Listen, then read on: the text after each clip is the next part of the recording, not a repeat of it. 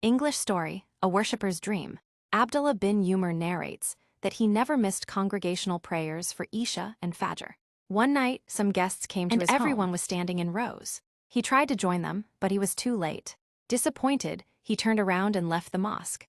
In the dream, he found himself in an open field where people were being grouped. One group was mounted on beautiful horses, wearing shining garments and heading towards a majestic palace.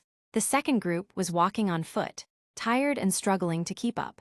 Abdullah was astonished and asked one of the walkers, "Who are these riders, and why are we walking?"